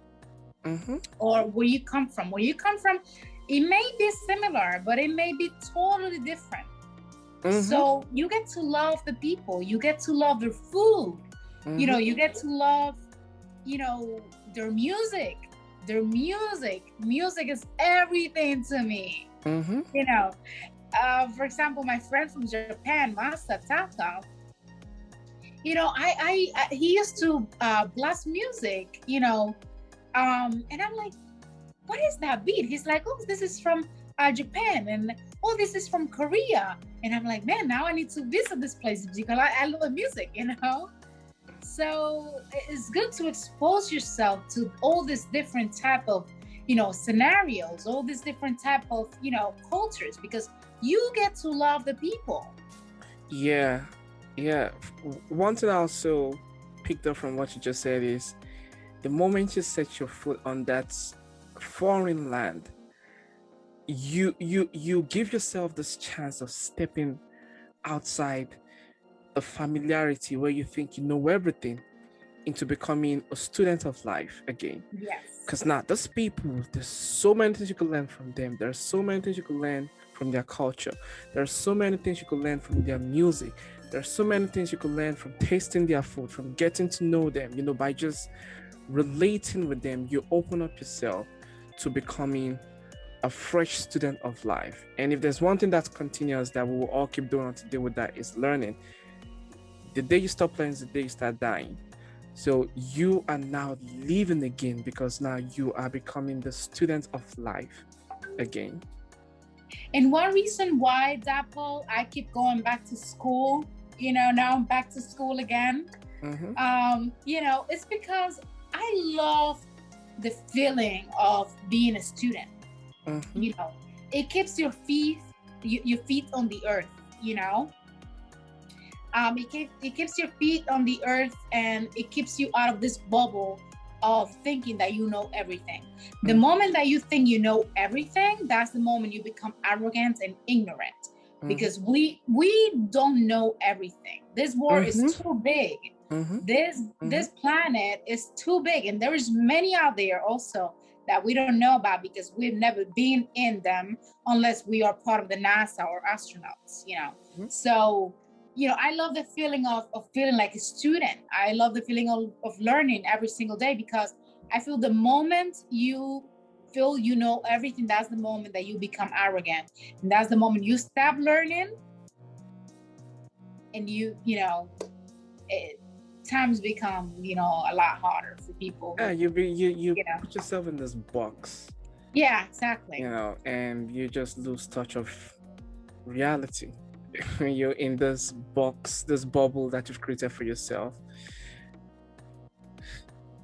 I've met a lot of people like that, and I've met people who are always open to learning new stuff. And I completely agree with your concept. The one thing that I would want to say that I didn't agree with is going back to school, because I don't like school. I'm currently in school right now. I don't like school. I just don't like it. I don't like I feel like school takes a lot of my time. Question: What did you like about school? I mean, I understand the whole thing. It's just, Okay. I mean, school is good. It's great. Whatever. We all need to learn something. But personally, Whatever. I don't like school. I wish I was done with school long time ago and just keep moving on with my life. But school is good. It teaches us how to be reasonable, how to learn new stuff, how to be more versatile. I think for me, it's just the part where I have to just, sometimes you have to like, okay, so for example, one of my stuff is everything I need to learn in my major I've done, but then I still have to meet up with this credit, 120 credits, right? And I'm basically taking classes now just to fill up those credits, not because I enjoy what I'm doing. So now school is just to prove that I can stick to those credit goals. I can stick to a chore and just get the job done. Other than that, everything I'm doing, because sometimes when the professor tells me to do something, I'm like, I'm just doing it because I want to make up for those credits. So, but don't get me wrong out there, school is good. You guys should be in school. You guys should put your head in your books. This is personal. This is something between me and school. But Dapo, when I say being a student, I also mean, I don't only mean by going to school and getting a degree. There are multiple sources. I completely understand your concept of just making sure you're on track with learning. So you're always learning new stuff. That's me. I love learning new stuff. It's just the school. Maybe that is, maybe that is, reading a book or, listening to a podcast. It could just be talking to someone different. Like just having, like, I have a goal of every time I go out, I talk to someone new. I have lots of friends. I talk to a lot of people. Outside, I'm very sociable. Like if you see me outside, I talk to everyone. And I don't keep it at that. I still have this innate personal goal that, you know what? If I go out, if I have like 50 friends and I go out with 50 friends, all of my 50 friends, and I talk to every single one of them, at the end of the day, I don't see it as a productive day because I haven't spoken to someone new. I haven't learned something new. I haven't put myself out there and, immerse myself into a different culture. So I have this personal goal of always talk to someone new, someone different, someone that you don't know, and like have a conversation with them, listen to them, learn something new from them, and who knows what you might learn from people. Who knows what that kind of networking could yield, in the future. So that might be a form of learning. It doesn't have to be school. Like I said, what I said about school is just personal. It's highly personal. Don't be like me, kids. Stay in school. So it's like this is not a speech that I'm giving you right now. Yeah. I mean, there's this huge debate on whether or not school is good or not. Yes. There's this huge debate, but I don't want to go into that now. Maybe we'll start this debate section where we'll be like, is school really beneficial? Because I can give you the pros and cons of school. Even though school gives you this learning platform, the cons to come from, the college loans, having people, teenagers, exposing them to money that they can't really handle in the real sense. Right. Allowing them to leave college with a debt, that's the first thing they have when they're leaving college, a debt. So that's like a mindset that we're putting into students. But like I said, this is a huge debate I don't even want to go to right now. But it's a very broad topic, Mm-hmm. So when it comes to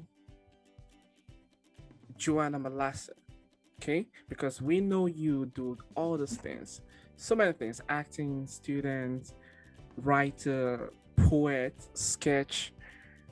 What do you want people to know you for exactly? When you, when someone thinks about Joanna Malassa, when an audience thinks about Joanna Malassa, or when someone picks up your book and they read your book and think about Joanna Malassa, what do you want them to? What kind of idea, image, or what thought do you want them to? Do you want to occur in their minds? That's a good question. I wasn't ready for that. Yeah, I told you I have a few trick up my sleeves. Oh, that, and I always, battled with that because I do so many things. I'm an artist. I'm a student. I have a degree in finance. I have had jobs in finance, but I don't consider myself a financier. Does that make sense? Because that's not my passion. Oh wow. Yeah, I have acted. I'm a poet. You know.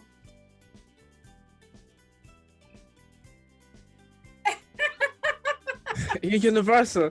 I don't. One thing that there's this thing about being an artist, whereby when you create a sketch, and just like you said, there's no right or wrong way of perceiving art. That's right. That's right. And you want them to have their own notion, their own interpretation, their own perception, which means every time someone looks into your art, you actually want them to see themselves, to look deeply inward into themselves and connect more with themselves.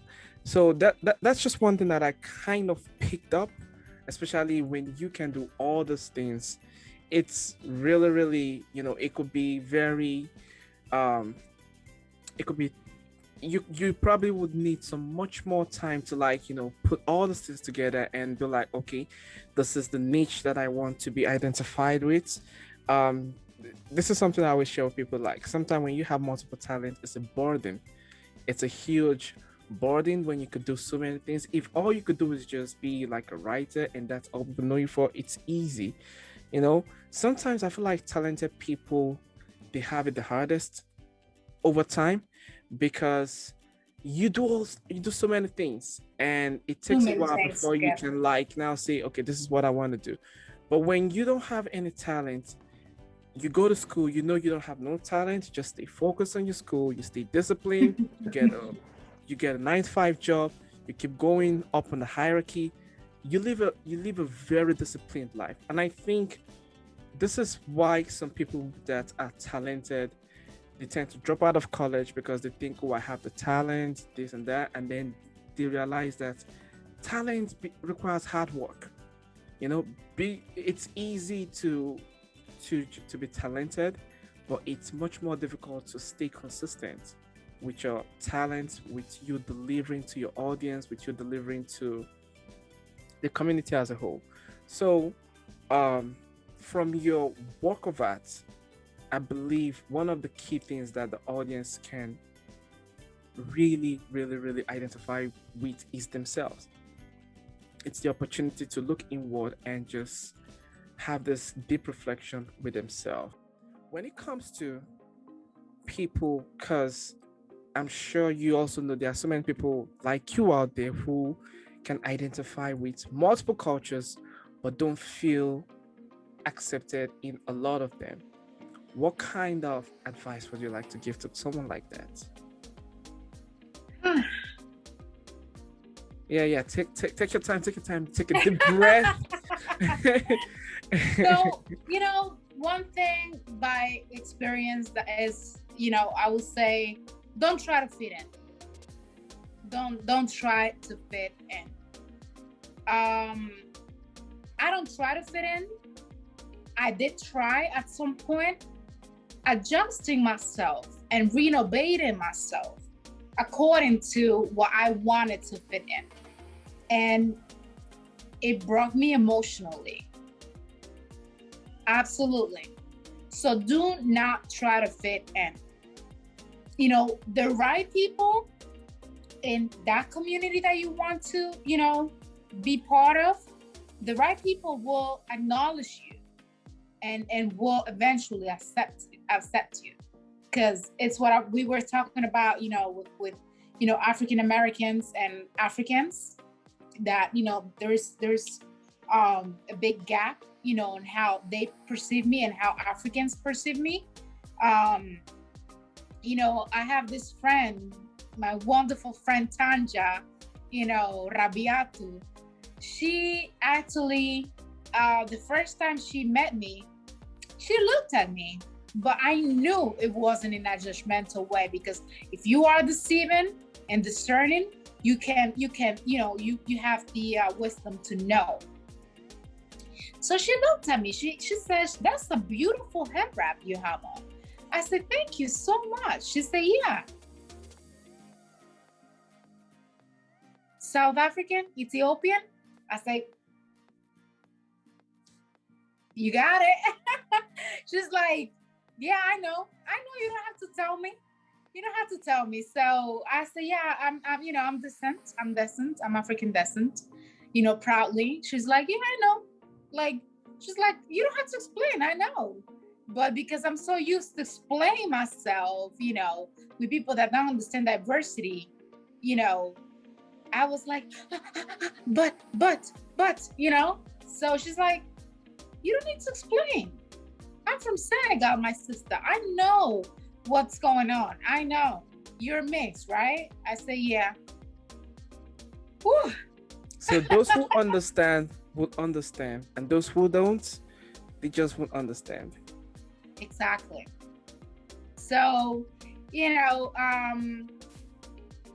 here I'm just like, I'm Spanish. No explanations, you know, no paparazzi, you know, because the questions and questions and questions and questions, they just come. And if not, I get this question, "But you don't look like you are." I'm like, "Oh, here we go. God help us," you know? So I'm just like, I'm Spanish, because like you said, most people in America, they don't travel, they don't get to know all the places, so they don't know. So people here is either Spanish, white, or black. That's it. Mm-hmm. And it's So, funny how. Sorry, keep going. Yeah, no, go ahead.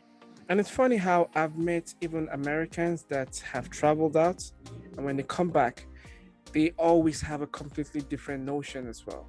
So I think it's just the lack of exposure that keeps some people boxed in within the confinement of their single Right. ideology. Mm-hmm. Yeah, when you expose yourself, things really change. So how do we find you? What's your social media if we want to find you? Yeah, sure. So Facebook, Malasa first. That's, you know, is backwards. So my last name comes first, and then my first name. So Malasa Joanna. YouTube, I don't have a YouTube account yet. I'm so sorry, guys. I need to get that set up. And then my Instagram is the page that I mostly use, even though I'm not that active, but is what I have. So that is Jumalu. That is Jumaluuu. So yeah, that's me right there. Do you have any favorite quote that you'd like to share with us? Huh. You've mentioned so many quotes today, though. I But know. do you have like one that's like one of the Let favorites? me. Yeah, I have so many. Do you have any favorites? I have a couple of them from maybe my. Can I see? Can I get to know one? Yeah, if you can walk. If you can walk, crawl. If you can't crawl, just keep moving. But whatever you do, just make sure you keep moving. That's from Martin Luther King. Oh goodness, you. So, Or maybe you want to share one of your favorite lines from your book. I was actually gonna give you a quote from my book, which is my Mm-hmm. favorite, Mm-hmm. but it may be controversial. That's fine. We love controversial stuff here. So it says, I see love as an art. Not everybody's an artist. So you may go on the art side to interpret that, or you may go on the sentimental side to interpret that. It can go both ways, but it goes mostly on the emotional side. So you see love as an art, but not everyone is an artist. It is an art. I wish you could break it down to us, because now I'm thinking about so many things right now. You see, that's abstract art also right there, right? So when I actually wrote that quote, I went back to my emotions. You see so many heartbroken young ladies nowadays, and it's because they've been misloved, by somebody. So somebody has not actually taken the time to, give them the attention or love them how they deserve to be loved. So because of that reason, I don't think everybody's able to love. Or they may be, but not at a certain time or towards certain people. So it's just like when you actually painting a piece of art, the colors need to synchronize. Otherwise, you get lost. You will have no idea, what's the whole type of palette that is in front of you. So everything is to synchronize. Well, that is the colors, the background, the lighting, the shapes, it's the same thing with love. Everything needs to be, whether that is, two certain people coming together, a certain situation. You put it hard for me all the time. So, a certain situation, certain time. Sometimes, I know you probably been here, but you meet somebody, oh, such a great woman, but it was, or such a great man, but it wasn't at the right time. This has happened. This actually has happened to all of us. It's almost like everything. It's almost like everything for me. A great woman, but it's just not working out. That's fine. Now I've just learned to just move on. I just peep. Oh yeah, I just peep and then I move on, because right. That's just my personality though. I don't let things stay too much in my head, so I could get back in the game and do what really matters to me. But it's tired of all this Disney thing that we see on screen, because I feel so I think, in a realistic setting now, is there a right way to do it? Oh yeah, there is.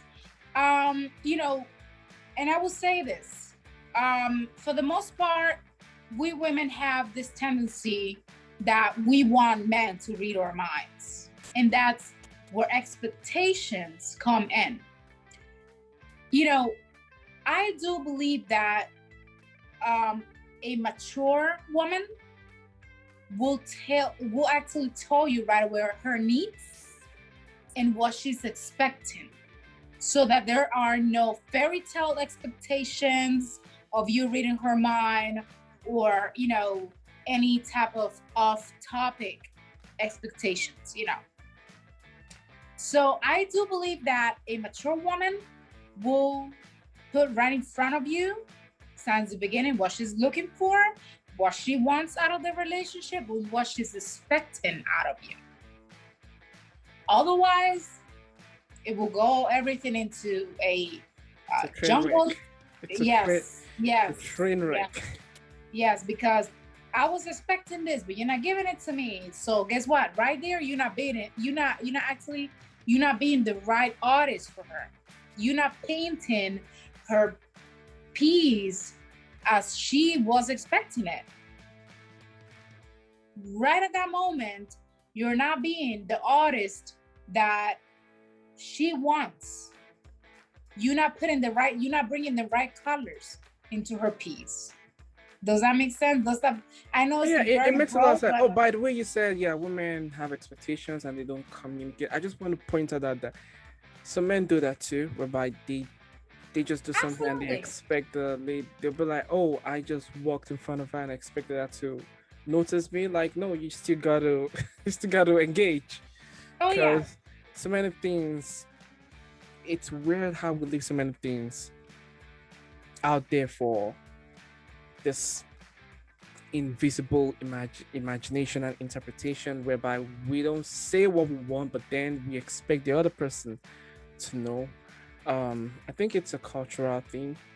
It's something that's been happening in the past, but the world keeps evolving, and I think people need to strengthen their communication skills more when it Yeah, comes and you to know that. what? This new, I don't know if you've seen this nowadays, but the new tendency of, oh, I don't show love. I don't show love. That's not me, Oh yeah, that's that, trending. yeah, that doesn't make us, any cooler or any better. We as human beings, we should think that life is only happens once. You might get in, God forbid, you might get into your car, you drive around, that's it, you're gone. No, listen, I always pray before I get into my car to drive, because you just don't know. Everything is so unpredictable. You understand? So Sure. I don't need to sound harsh or anything, but I'm just being Look, realistic. it's the truth. You could be walking down by the train station and the train goes off track and just slams. Nah, I was just joking. Thank you. I Thank was just you. the chances of that happening is 1 out of 1 million, though. So, the whole thing is, just life just happens once. If you love somebody, just let them know. Actually, you just remind me of a perfect quote that I love. And it says, love is an act of faith, not an exchange. We love because we need to love. Otherwise, the sun ceases to shine. And that's by Paulo Coelho. That's by Paulo Coelho. Beautiful. It's actually my lifetime quote since I was very young, since I was very, very young. But it's true. Why we actually keep in feelings that we want to tell, our partner we love them. Just let them know, because they might be waiting to hear that from you in order to take the next step, the next big step, or whatever that is. Yeah, I know people who who give out love measurably, and they're like, no, if I tell her I love her like every day, Look, she take me for granted. So I'm look, I okay like once in understand. 6 months. No, look, I understand that, because there are people that have been hurt. But one thing we need to understand is that just because that person did something doesn't mean the next person is going to be the same. Everybody is different.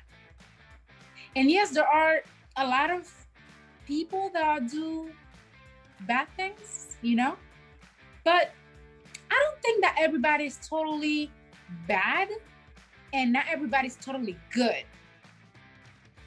We always have that middle, and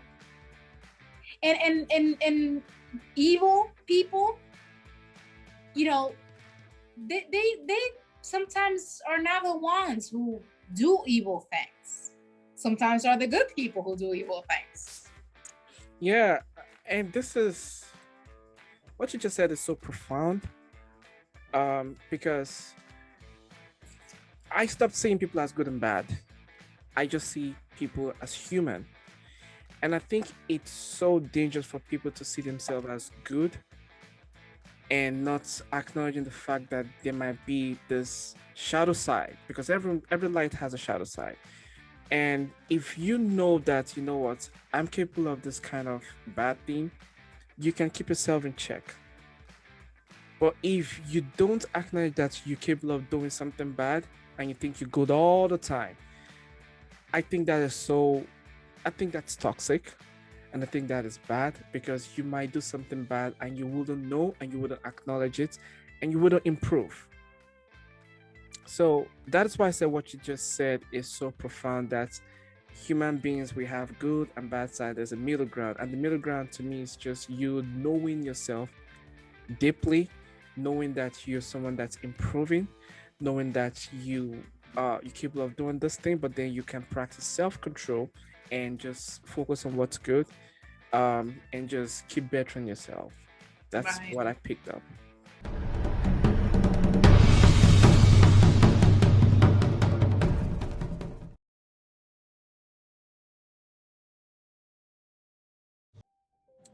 Where do you see That's yourself? exactly what it means. Very well put, actually. Where do you see yourself in the next 10 years? Do you see yourself as a medical doctor or as an actress? Medical doctor. Oh, that was very fast. Okay. So now we have a clock on that. So we'll see. He was like, let me see if she's gonna think about it. Maybe We'll come back. You know We'll what? come back Maybe in both. 10 years. We'll Let's come do back in that. 10 years. We'll come back in 10 years. We don't know, but you know, and you sure. And we'll come back in 10 years. We'll have another session in 10 years and we'll see how things turns out. Maybe both. Maybe both. I think acting, it will always be a part of me because you know, I have met on set a lot of wonderful people, you know, very creative human beings. And, you know, it's actually funny. We actually keep in touch, you know, even if it was just one time that we met on set. These people keep in touch and they actually text me, hey, how are you? How's it going? You know, I mean, I don't meet people like that on a daily basis. You know, I think it's amazing how actors, you know, the support that you get from the acting community, you know. Mm-hmm. But I mean, maybe both, honestly. I think acting will always be a part of me because you know, it helped me a lot, you know, emotionally, um, physically, because I wanted to be working out the whole time. You know, I need to be in shape because the camera gave me 10 pounds extra. The camera gives me 10 pounds extra. So, you know, and also obviously financially, you know, the Verizon commercial was a great gig. I will always be grateful, you know, and I hope I get another one like that, you know, so I can cover soon when I start classes on my medical expenses, you know, medical school expenses. But I think, you know, it's very flexible because you apply to auditions and stuff, and you actually, you know, you can work that out all the time, you know, the auditions and stuff. So it's very flexible, and it's a, you know, great gigs, good income, you know. So maybe both, you know, because you know, right. yeah. All right. So let me put it this way. You're in your, let's say you're in your third year in medical school, for example, and you have an exam going on tomorrow, and you've prepared so hard for this exam and everything, and you get this phone call, or you did maybe like an audition like a couple of months ago, and then you get a phone call. They're like, hey, you have to come for this audition tomorrow on the day of your exam, and if you don't show up for this audition, that's it. But this is a huge gig. This is a gig that could transform everything for you. What are you gonna do? What are you gonna do? Let me just hear from you. I don't want to say nothing. Well, how are you gonna? Why? I have a question now. Why are you so controversial? No. Seriously. This is what we do. This is film. Okay. This is how we build character. We'll let okay, so I will say hey, can I come after my exam? Or even before, I will probably make it work. If I have to wake up at 3 a.m. and go audition, please, can you make it possible for me? Can I go 5 a.m. before the exam? Putting it that the start, usually school doesn't start until 7, 8 a.m. Mm-hmm. So can I go on audition maybe 5 o'clock? Can you be there for me at 5? That way I can give you 2 hours before school, I get off at 3 o'clock from school. So what time is the audition? Can I come after that? I make it in 30 minutes. If anything, 10. I drive fast. So no fast driving, please. So don't go above the speed where limit. Yeah, but I understand what you're saying. You will definitely make phone calls, unnecessary phone calls, try and organize, see what you could move for the next one. If it's but in this scenario, unfortunately, let's say your professor told you if you don't take the exam, that's it. And then this audition is like, if you don't do the audition, that's it. So you just can pick only one of those two. Honestly, I will go to the audition. Okay. And all right, guys, if you're watching this, now we know what to expect in the next 10 years. Okay, now we know what to expect in the next 10 years. I will go to if it's a great gig like that and it's something that was expected for a very long time to, the gig of my life or whatever, I will go for the gig. I'm sorry. All right, she basically just said, I will follow my dreams. That's what I heard, honestly. But maybe medical is also my dream, but Yeah, but that's one thing I've learned about life, and that's what makes film interesting. We can always say we want to do this, want to do that, and life doesn't always turn out the way we want it to be. And that's even what makes it more interesting. Yes. Because when you're sharing your story in the future and you start telling people how all these things starts coming into play, how you were making this decision, how you had to let go of this, something that you're so passionate about, but you had to let go of it in order to pursue something, that's bigger. It makes your story worth listening to. It makes your story much more inspirational, Yeah. Do you have any final parting words for our audience based on everything? Because we've talked about a lot of things. Any final parting words? Because the show is almost coming to an end. So, guys, if you're watching this video, don't be like Dapo. You have to like school. So. Oh, I said it, guys. Don't be like me. Keep your head in the books. Well, I have many thoughts, but about not trying to fit in, just be yourself. Always be kind to people because you don't know what people's going through. You may be going through a very hard time yourself, but you don't know what the next person, it may be worse, So always try to be kind and understanding. Even if somebody cuts you in traffic, everything's gonna be all right. Everybody's gonna get there on time. Everybody's gonna get there. Just, take a deep breath. Actually 3 of them. Take 3 deep breaths. And then, cool down. It actually helps. It actually helps a lot. And,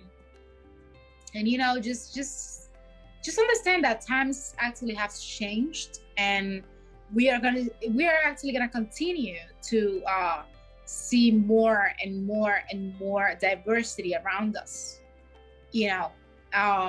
Me myself, I'm gonna have mixed kids when I get married. They're gonna be mixed. I'm mixed myself already. So, my kids are gonna be absolutely totally different. So we need to understand that we are living in different times. Everybody is mixed races, mixed cultures. We have to be a little bit more accepting on, the next generation and even this generation, because I'm from this generation, and I already discussed about that. But yeah, just let's understand. And even if we don't understand, let's try to research maybe. Thanks, Joanna. History. Thank you so much. Thank you so much. Thank you for coming on the show. I appreciate your presence. I'm sure the audience love your presence. Audience, you got the Instagram, you got our social media. Feel free to connect with her. Look her up. Look at her project. I think we'll leave a link to the Verizon commercial that you did as well in the description section. Sure. Check her out. She's amazing. She's a talent that you want to be glued to, because I'm very sure in the nearest future we'll be seeing you in the mainstream, and I can't wait for that to happen. And if you are watching this discussion up to this very point, I just want to thank you, audience, for giving us your time. We appreciate you. And if you're not yet subscribed, I believe you guys are so intelligent. So just hit the subscribe button. Make sure you like this video, share this video for all of your friends to see this as well.